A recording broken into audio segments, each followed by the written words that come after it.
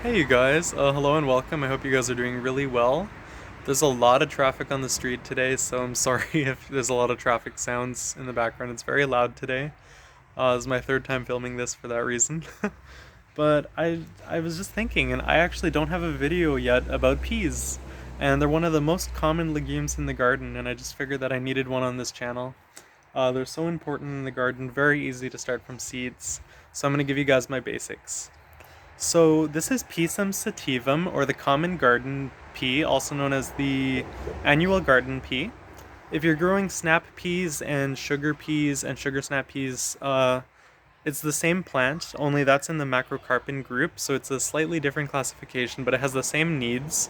It just means that the plant's basically beefier, it has different flower colors, and it's a little bigger.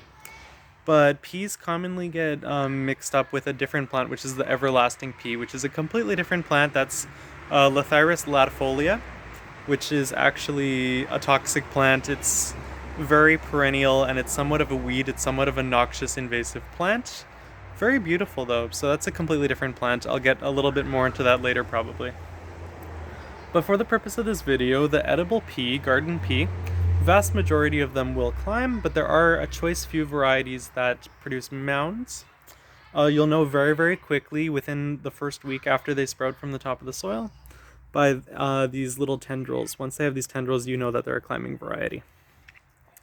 They like to be planted in loamy, somewhat sandy soils, very well draining soils. They don't like for their feet to be very wet. They like a pH value of about 7.2, so they like it a little bit more on the alkaline side, but they won't be too mad at you if it's slightly acidic or neutral. I recommend putting a little bit of lime or a little bit of diatomaceous earth in your soil. Just mix it up in there to get it a little bit more alkaline. I find that you get a little bit more of a greater yield when they're in slightly alkaline soils. And when you're planting them from seed, I recommend planting them in groups.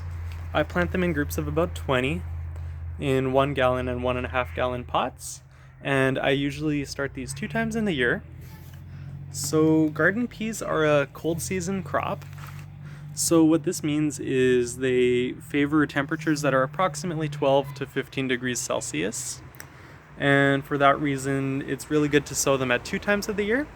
You can sow them in the very early spring, here in about February, indoors to get a head start on the spring crop. You can get peas going from May, June, July, and even August before they start fading out, if you do it that way. And then you can do a second planting in about August.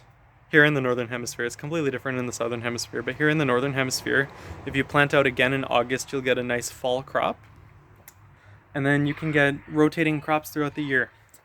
So I recommend planting these guys about 1.5 inches deep in the soil. They like to be a little bit deeper.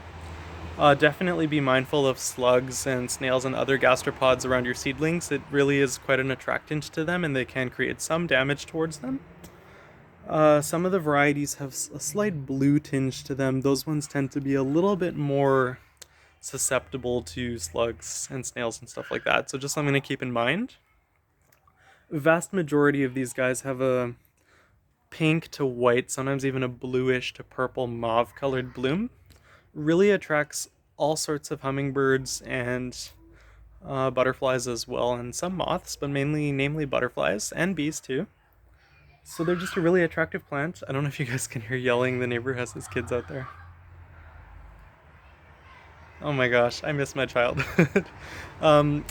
Anyways, I think anyone that's experiencing adult life knows that. So these guys here have compound leaves. They're born usually in leaflets of 4 to some varieties have even 8, which protrude even further out. If you really want to encourage the maximum pea production that you possibly can, give these guys some support, I recommend bamboo sticks. Many of the varieties, as a common rule of thumb, will grow to about 5 feet tall, and especially if they're given adequate moisture. They do benefit from a liquid feed fertilizer early on in the season, but it's not, like most legumes, they're not very heavy feeders. These kids are having so much fun, that's awesome. What else was I gonna say? Okay, put lime in the soil to start them off. When you're harvesting these guys, they have a little bit of a knuckle. you'll notice right on the nodes where your peas will come out, they have a tiny little bit of a um, penduncle. I think that's the word I'm looking for. My brain's kind of fogged today. But if you just pinch those manually with your hand and harvest them that way, usually in the morning, morning is the best time to harvest these. They will produce a whole lot more blooms for you. It just deadheading these plants and harvesting regularly really does promote a longer growing season and a lot more of a higher yield per plant. You want to give these guys a little bit of space, even though they are a narrow, tall growing vine by nature, or bind. You want to give them, if you're growing them the clump way, I recommend giving it a clearance of about 2.5 feet wide. If you're growing them individually in rows or along one trellis, I recommend spacing your plants about 4 to 5 inches apart from one another, just so that they don't have too much competition and they can grow side by side. All parts of this pea are edible. I'm going to talk a little bit more about its origin. So peas are an exceptionally old crop. They were first cultivated around the Mediterranean, specifically around the Levant region and Syria, as well as Greece. There's accounts, and Egypt. There's accounts of people growing peas as early as 3400 BC, so they've been around for several millennia. Many of the broad peas and more fancy peas don't have as much staying power in the garden from what I've noticed, and typically perform a lot better in the spring than in a fall crop. These guys don't like temperatures that are too high. They will bloom better for you in decent sun, but if there's too much sun that's just completely impacting the leaves, they get a little bit overwhelmed, they get a bit of scorching, and they have reduced vigor. So you want to make sure they get a little bit of dappled shade. They do appreciate when the most intense sun in the day is in the morning, I've noticed. They are indeterminate varieties, which means they just continue growing and growing as long as they possibly can. So you could potentially have a 10-foot long vine if you are really, really lucky, is what I'm saying, especially in some of the sugar snap pea varieties. Now there are so many different kinds. There's pigeon peas, there's trying to think chicken peas, and then there's the sugar snap peas and the garden peas. Um, all of them have stringless and string varieties. So in the actual seed pod itself, I'll show you guys in another video probably later on in the season. They get this little midrib right on the capsule, and if you like these in stir fry or if you like them for just casually snacking, highly recommend that you save yourself the hassle of peeling that little outer casing by getting a stringless variety. A lot of the stringless varieties are actually much more hardy and they do germinate a little bit more efficiently. So now I'm just going to talk a little bit more about germination of peas. So typically speaking, you'll expect seedlings to occur in about 7 to 10, 7 to 12 days. But if you soak your pea seeds in water for about a day, about 24 hours before you grow them, and plant them out, they'll germinate so much quicker for you. It's just a really good scarification method. Lukewarm water doesn't have to be warm, doesn't have to be cold either, just tap water. Just put your seeds in there.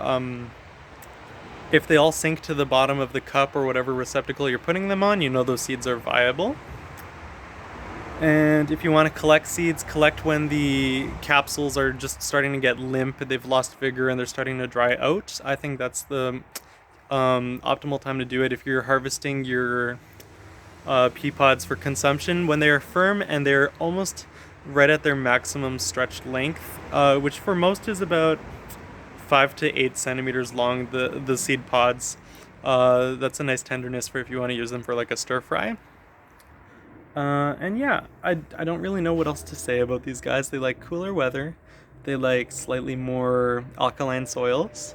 They like a little bit of dappled shade, but full sun, like a decent amount of sun to bloom for you well.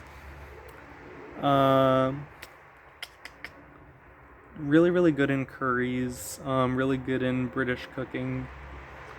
Just really good eaten fresh. Once again, if you guys are going to harvest these, they do respond best to being harvested in the morning. And another thing I want to say is they perform best when they're not actually transplanted very much. So they do appreciate being directly planted into the part of the garden that they're meant to be in. However, with these guys, I just kind of take the whole entire clump, try not to disturb the roots, and then just harvest them or transplant them that way, and they're fine. But make sure that you water them in very well after you transplant them, if that's the route you're taking, because they are quite susceptible to transplant shock. And yeah, best of luck. Have a good one.